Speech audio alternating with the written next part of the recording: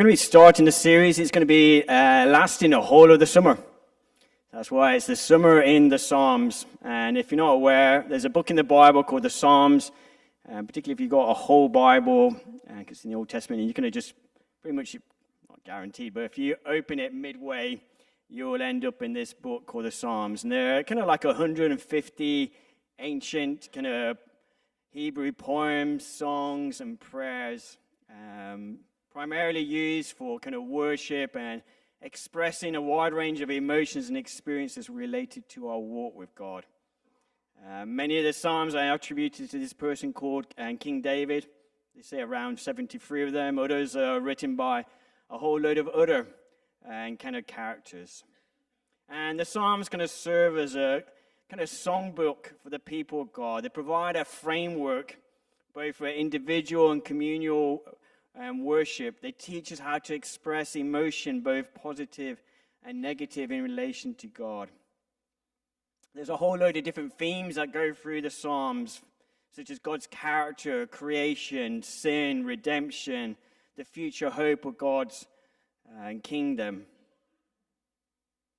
They highlight the importance of kind of, in prayer, particularly acknowledging both pain and disappointment and frustration. And yet, in the midst of that place of honesty and vulnerability, to kind of keep again and again looking to God and remembering what He's done and His nature and His character. And so we're doing this series partly just to help us gain a greater appreciation of the Psalms as a book, their importance in the Bible. But we also are going through them because we want to help us individually and as a church learn to connect with God through the words and the theme of the Psalms. So that's what we're doing, the Psalms. And I was asked, going first is like you can choose. I got first pick. And what I wanted to look at. And I wanted to, sometimes if you're familiar with the Psalms, they talk about things like the Psalms of Lament, which somebody's going to talk about. Psalms of praise, and sometimes they're grouped, but I've never heard this grouping. But it's something I noticed, and what I call you want to come up, Katie, the hungry Psalms. And so, particularly, I could look in different places, particularly Psalm 63, 84, and Psalm 27, and Katie's going to read some or all of these things. Yeah, so if you've actually got a paper Bible, if you want to have a finger in Psalm 63, 84 and 27. I'll be reading from there. Psalm 63. You, God, are my God. Earnestly I seek you. I thirst for you. My whole being longs for you in a dry and parched land where there is no water. I have seen you in the sanctuary and beheld your power and your glory. Because your love is better than life, my lips will glorify you. I'll praise you as long as I live, and in your name I will lift up my hands. I will be fully satisfied, as with the richest of foods. With singing lips, my mouth will praise you. On my bed I remember you, I think of you through the watches of the night. Because you are my help, I sing in the shadow of your wings. I cling to you, your right hand upholds me. And then Psalm 84, verses 1 to 5. How lovely is your dwelling place, Lord Almighty. My soul yearns, even faints for the courts of the Lord. My heart and my flesh cry out for the living God. Even the sparrow has found a home, and the swallow a nest for herself where she may have her young, a place near your altar, Lord Almighty, my King and my God. Blessed are those who dwell in your house. They're ever praising you. Blessed are those whose strength is in you, whose hearts are set on pilgrimage. And lastly, Psalm 27, verses 4, 8, and 13 to 14. One thing I ask from the Lord, this only do I seek, that I may dwell in the house of the Lord all the days of my life, to gaze on the beauty of the Lord and to seek him in his temple. My heart says of you, seek his face. Your face, Lord, I will seek. I remain confident of this. I will see the goodness of the Lord in the land of the living. Wait for the Lord. Be strong and take heart and wait for the Lord. Thank you, Katie. Blessed be the word of the Lord. I'd encourage you kind of just, again, maybe during the week, just to kind of look at those Psalms and just kind of ponder them. And I wanted to start this kind of series here. It's like, where do I start? Like I said, I could choose. But I wanted to start here because, put it bluntly and simply, as I often say, I don't say anything really complex when I preach. I tend to go back to the basics. But it's about Jesus. It's about him. It's about seeking his presence. If we're going to talk about the Psalms, what is the heart and the essence of it? This kind of hunger and this pursuit and this desire for God. And it's particularly evident in the Psalms that kind of we read, earnestly in Psalm 63. There's a kind of like, it's not, if I'm in the mood, but there's that kind of earnest desire, hunger, yearning, pressing forth. We read particularly in Psalm 84 about this kind of desire to be in God's holy place, to be in his courts, to be near his altar, to dwell there. Why? Not primarily because of those kind of places and those locations, but because of who's there. That God is there. This kind of links back a little bit to what I kind of shared right at the beginning. If you weren't here, I kind of said, why are we here this morning? We kind of know the right answer and what we should say, but it's always sometimes good just to examine our hearts and go, why are we here? Maybe it is to meet people. Maybe it is to connect with people. Maybe it is just, the worship. And, I'm so grateful for the people that lead worship, Sunday by Sunday. Maybe it's for the kind of the prayer and the ministry and a place that you can receive. Maybe it is for the teaching. But I want us to come back to the heart of what this series is all about, and it's about him. It's about being preoccupied with him, being caught up with God, being caught up with Jesus, his presence. This call to pursue him, this call to fall more in love with him. As Psalm 27 says in verse 4, one thing I ask, one thing I desire. Oh, let that be true of me. Let that be true of us. The Bible talks a lot about a divided heart. God, let us be people that really desire you. Why? Well, if nothing else, it should be worthwhile because of him, who he is, what he's done, what he's doing. But I also want to just share, because to be honest, there's way more in God that does in his generosity. Why? One of my desires is just to kind of challenge us, encourage us to be people like that we earnestly seek his face, that we earnestly yearn to live every moment in and from that place of his presence. You see, a lot happens, we're talking scripturally in the Bible, when we seek and gaze and pursue his presence. And so I want to just throw out some things I've been reflecting on him, drawing from different parts of the Bible and why we should want to earnestly desire him. According to 2 Corinthians 3:18, which is a book later on in the Bible, it says that as we seek him, as we seek his face, as we pursue him, as we want to go into his presence, that we are transformed. Not slightly changed, but we are transformed there. The word you used there, by that time we're going into the Greek languages, this thing, metamorphosis, this idea that we are transformed kind of like from a caterpillar into a butterfly. There's a radical, life-changing transformation, restoration that happens when we seek him, when we enter into his presence. We need to earnestly and desire this and want this, because as we need to gaze upon his face. We need to seek his presence until what God says and sees in us gets into the very core of who we are, into our very bones. Because when that happens, it begins to rewrite our family history. It begins to sort out our generational dysfunctions. That the truth revealed through his face and his voice begins to transform our neurological pathways. It heals our destructive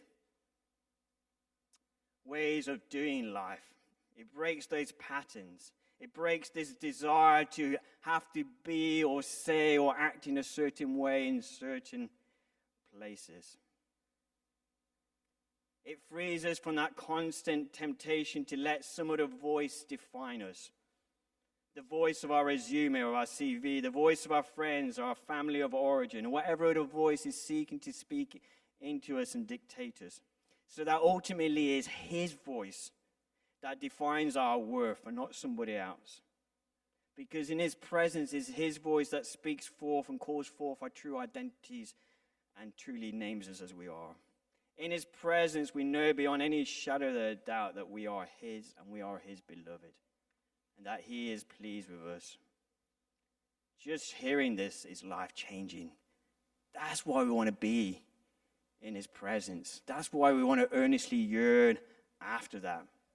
And even as I'm sharing some of those things will be speaking into your heart. You're aware of the things and the labels that people are giving you, and in his presence, those change. We're told in the Bible, in his presence, our rags are exchanged for garments of praise. We get given beauty for ashes. We are accepted. We are recommissioned. We are healed. Not just sometimes emotionally, but also physically. I was reminded, as I was writing this talk a number of years ago, one of my children, not to be named, accidentally broke my nose. And I remember just being in that place of worship and the presence of God just turning up, and I began to hear this noise. And like a heat going through my nose, and my nose now is good. I can examine it later. But these are the things that happen in his presence. It doesn't just reveal our true self in that name. It's in that place, in the inner place, as we seek and we earnestly yearn after him. That is the place where God begins to reveal himself. He begins to reveal his nature, his name. And each nature, each name of God is a truth. And when we get that revelation, as we step into that revelation found in that inner place, it will change us. You cannot encounter God and go away the same. This is why we want his presence. It's in that dwelling place, in seeking him, as Psalms 84 says, the courts, that we can hear him, as the verse says in Zephaniah 3:17, that he is rejoicing over us. Some of us need to hear that this morning. Maybe you're going to come here and you're feeling a sense of guilt and a shame and beating you down. And what you need to do is enter his presence and hear him rejoicing over you. Rejoicing over you as a person. Rejoicing over you that you were made, that he created you, that he formed you. Rejoicing over your life. It says in that verse that he sings over you. Literally in the Hebrew it says he's dancing over you. He's twirling over you. He's leaping up and down, spinning with joy. This is what happens when we go into his presence. And we need to hear that. We need to hear that happening. Maybe now would be a good moment just to pause, even for a few seconds, to be in his presence and hear that. What's he saying over you? Some of us need to hear him just delighting in us again. Taking the label or what your job is off you. That's not saying that's not important, but there's a greater reality. Oh, there's such joy and freedom in there.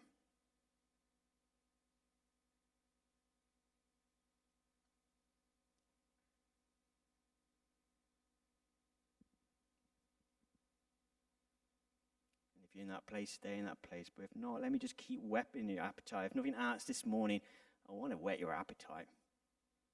I want to help you begin to grasp why these people said one thing. One. Earnestly. Not just a thing to do on the side. Because in that place of gazing upon him, in that place where maybe you doubt God, maybe you doubt yourself, you can hear the words of the Father saying, I am real, I'm alive, I'm active, and I believe in you.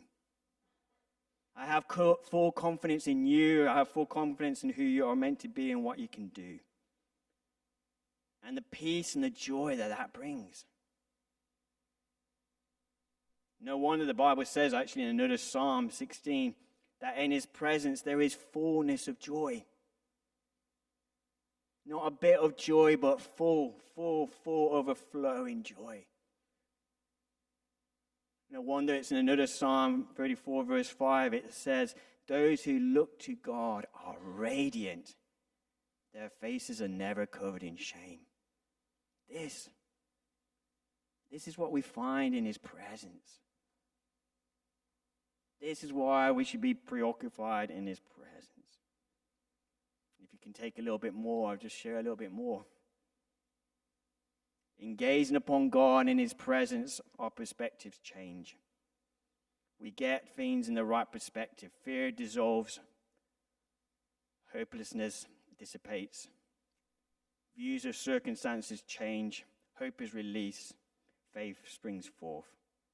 In his presence, it enlarges our imagination of the possible. It breaks the self-limiting boxes we create for ourselves and we create for God. The impossible becomes possible. Nothing can change mentality becomes everything can change. This is what happens in his presence. This is why seeking and yearning after his presence. When we enter his presence to seek his face, it expands our hearts. Our hearts are softened as we behold the one who's full of compassion and mercy. Compassion is released. Lastly, and I could go on, but I think that's enough.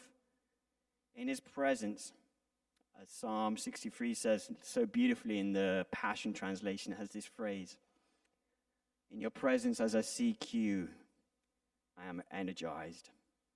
A bit like I can imagine, when you plug a phone in and just the bars begin to go up. And maybe that's where you're at this moment. You come here and you're tired. I know I'm tired. I just come back from, I think I calculated it was a 100-hour week. I'm looking forward to this week of a break.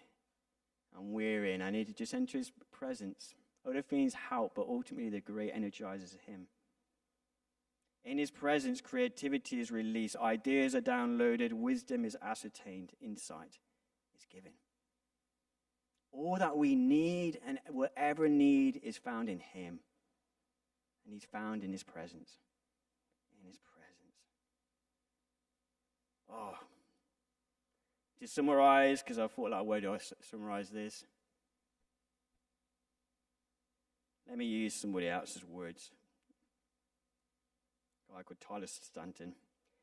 The presence is so immense, yet so humble. Awe-inspiring, yet so gentle. Limitless, yet so intimate. Tender and personal. I know that I am known. Everything in my life is transparent in this presence. It knows everything about me, all my weaknesses, brokenness, sinfulness, and still loves me infinitely. The presence is healing, strengthening, refreshing, just by its presence. It's like coming home to a place I should have never left, to an awareness that was somehow always there, but which I did not recognize. That's his presence. In short, we are never the same again. Hopefully, in some ways, I wooed you and enticed you, as it says in Psalm 84, to go on this pilgrimage, to make you hungry for this invitation to enter his courts, to gaze upon him, to dwell upon him, to set up camp in that place, to learn to live the rest of your life from that place. Oh, there's nothing like his presence. It's just so beautiful. Secondly, the other reason why I wanted just to touch on it is we kind of want to grow as a church, and this yearning in us to grow in hunger for him. Some of you were here a few weeks ago when I was just sharing, we were talking about what God seems to be doing in this moment in time, and I touched a little bit on it this morning. If you weren't there right at the beginning, I was just saying I'd just come from Bournemouth, and 5 churches were having a joint service this morning, a baptism, and 180 people were getting baptized. And so God seems to be up to something. There seems to be evidence that God is on the move. And we want to be part of that, to keep in step with what he is doing. I think a lot of you that know me, you know that I love to read about what they call revivals, where God's just moved powerfully. And I found it interesting to hear and reflect from a pastor called, he's an Australian but based in New York, called John Tyson, who, like me, is seeking to learn from what God has done in the past. And as he was reflecting on some of the things that God has done in the past, he was just reflecting on just some of the differences. The people that God has used in the past have very sometimes different theological backgrounds, very different economic and social backgrounds. Now, there are a number of common themes, like often you hear the importance of prayer, and that is really important. The idea of kind of humbling yourself. But he kind of took it a notch back, and from his research, hunger is the most common denominator. And as I reflected upon it, I thought, yeah, because even the thing I would normally ask me, people say, what's the key to revival? I'd probably say kind of humble, kind of just purifying yourself before God, prayer, and that is all very true. But if I wanted to take it a layer deeper, I would say hunger. This desire for God. And he has this kind of phrase, God comes where he's most wanted. So that's why I wanted to look at those Psalms this morning, to learn from them. Because we want him. We want his presence for all those things I've said. But also we want to see him come not just to impact us, but to impact our communities. So my question is, how can we grow individually? How can we grow corporately? How can we become more hungry to grow in that pursuit of him, of his presence? What can that kind of look like? And so I'm just going to do some lessons to become more hungry.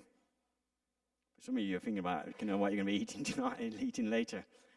But let me just throw out a few thoughts. This is a quote by a guy called John Maxwell. You will never change your life until you change something you do daily.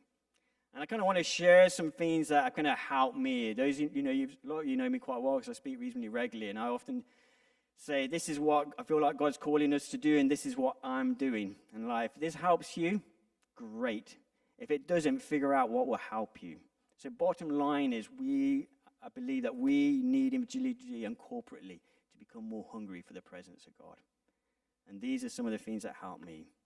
One of the things that really helps me is in Psalm 63. I often just use it as a prayer. I particularly use as a translation or way of reading it. It's called the Passion Translation. I'll just read a few of the verses Katie read earlier about in that translation. O God of my life, I am lovesick for you in this weary wilderness. I thirst with the deepest longings to love you more, with cravings in my heart that can't be described. Such yearning grits my soul for you, my God. I am energized every time I enter your heavenly sanctuary to seek more of your power and drink in more of your glory. He always has this great phrase, I keep my soul close to your heart. And so I sometimes just use that. I just kind of read it, I declare it. Sometimes when I wake up in the morning, if to be honest, I don't feel like I'm in that place. But I'm like, God, let this be a prayer. This is what I want. Lord, increase that hunger in me, this yearning in me, like I must have it. I was trying to think how you describe it, and the closest I can describe it is not an experience I have had physically, as you will realize in a minute. But I know often when people are pregnant, and they kind of have like a hunger, they got to have it. I can't particularly remember Katie having anything. I don't remember. Oh, salt. And it's like, and if you're the husband, you realize very early on, if they want it, you find it. I've heard stories of husbands kind of like driving around miles after miles, trying to find the thing that their particular wife is yearning and desiring it. That is kind of, I can't think of a better way of describing it. Like, as a husband, you got to find it. Because the wife really needs it. And it's like, God, do that. Whatever that is, do the same in us for your presence. I must have his presence. I must have his presence. I must have his presence. And so this psalm helps me because I know often I'm not there. But like, God, you know, this is my intention. This is my cry. I think the only other thing that really helps like that is fasting. I'm not going to talk much more about it, but nothing like fasting to create hunger. And I literally mean there's lots of different ways of fasting, but here I am talking literally about not eating and not drinking. I'd encourage you, if you don't do it, do it. Begin to start where you are. I'm not going to do a whole talk on it. I can point you to some resources. If you want to feel like you're not doing it by yourself, a lot of the church fasts at least one meal on Monday. And so feel free to just kind of join us kind of corporately. Secondly, just learn the practice of stillness and silence. It says in the Psalms, be still and know that I am God. To get close to him. I think the only thing I would challenge you about is don't confuse proximity with intimacy. Don't confuse proximity. You can be very close to somebody but not really know them intimately. They're not the same thing. They help. I would encourage you to go into that place of intimacy. And that can only really, I would say, happen in a place of stillness and silence, where God kind of migrates from the peripheral and becomes the center. Learning just to gaze upon him and get closer to him.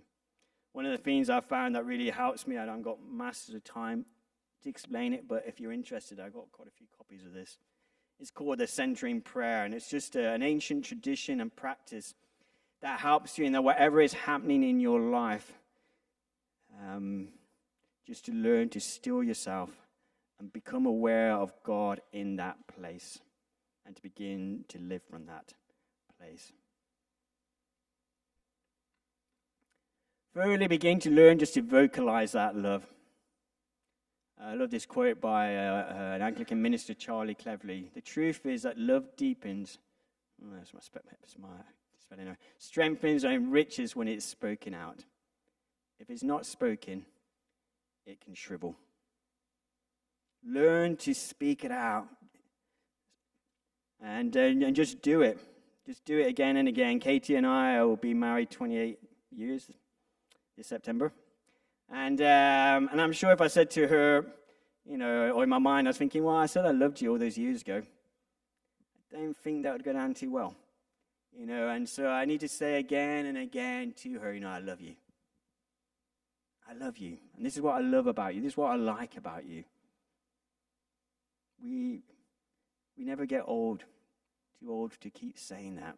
I love it sometimes when I see older couples, when I go down to the beach and they're just holding hands and just looking each other's eyes. That's what it's meant to be. Just learn just to say, I love you. Maybe write him a love letter. Sometimes when I'm doing training on this, I have more time and I just give them a piece of paper and say, write a love letter. And the reason I tell people to do that is because it slows you down. Because it's very easy just to throw out a phrase. What do you love about God? As soon as I use worship, maybe it's because of my age, I tend to go back to some old songs, as a deer pants forth the water. I'm not Nigel, so you're not going to get me to sing it. So my heart longs after you. Knowing you, Jesus. Knowing you. I love you, Lord. I lift my voice. And there's other newer songs, but I tend to default to some of the older songs I learned when I was younger. But I just begin to sing those songs. And to be honest, sometimes I'm not in that place. Maybe you're different, but it's like I just do it sometimes as a sacrifice because it's like, God, I need to just hunger more for you. And so I will sing and sing until this becomes a greater reality in my life. I'm going to jump we'll go back. Learning from the book Songs of Song. I've said this before. There's a book in the Bible called the Songs of Songs. It's the most intimate and passionate book you can find in the Bible, and it's an invitation to embark on a journey of learning how to fall more in love with God and His presence. I'd encourage you to read it, press into it, and say, may that become a reality in my life. And lastly, as you grow, just learning to turn any place into a place of encounter. People talk about in books, they use this phrase, a thin place. What they really mean is that in certain places, people will feel that they're more aware of God. And I do grasp it, because sometimes when you have a place of worship or in a certain environment, I am more aware of God's presence. But I've also learned that through practice, through learning to still yourself, you can turn any place into a thin place. The earth is the Lord's and everything in it, He's there. It's just an aspect of posture of the heart. In the craziest situations where people are yelling and screaming and everything seems to be happening all around you, that can become a thin place as we make choices. So just to conclude,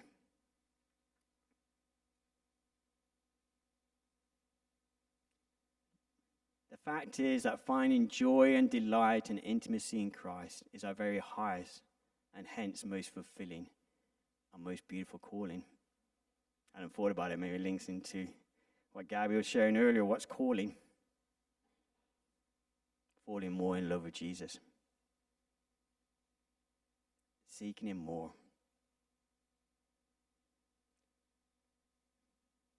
Let's just let's stand, if you're able to stand. I'm looking for the band. I can't see them. They must be right there. There he is, Michael.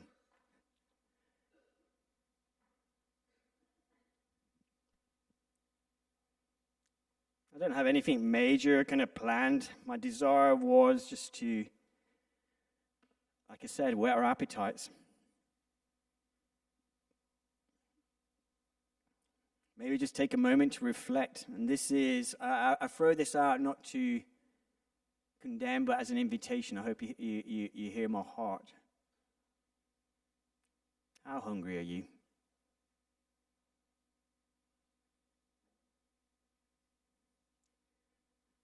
How much do you want His presence?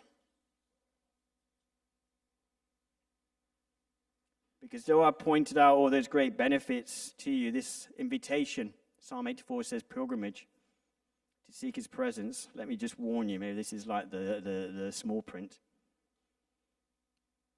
It will mess with your plans.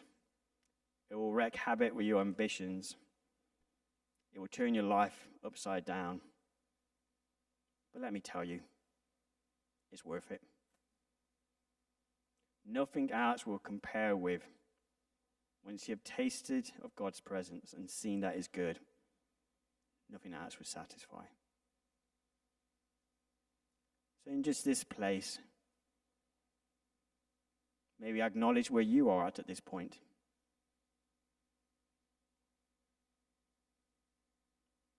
And if you want to go on that journey, maybe just say, God, I want more of you. And in a minute, we're going to have an opportunity to come to the front. There's nothing special about being at the front, but sometimes it shows an intentionality. Maybe just imagine that Jesus is here and saying, come. Come. You see, to seek His face, to seek His presence, there always has to be some type of movement. Obviously, I'm talking about physical movement here.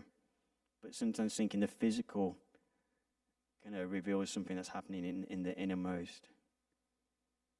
And so maybe if that touches you, maybe begin just to come to the front, and there'll be people that just kind of come alongside that will just help just fan into flame even more. So if you're kind of hungry and you're just yearning for more, why don't you just come to the front? And it'd be great to have some people from life groups just to pray with you. Michael's going to lead us in a time of worship and bringing our eyes on God, but so I'm going to pray, and I'm not going to labor it. But if you want more of God, maybe you just come to the front. God, we want you. Lord, we want to earnestly seek you. We're desperate for you. Lord, we acknowledge that. For some of us, Lord, sometimes our love has grown cold. We have allowed other things to get in that place. But we want more of you. We want more of you. Just come, Holy Spirit.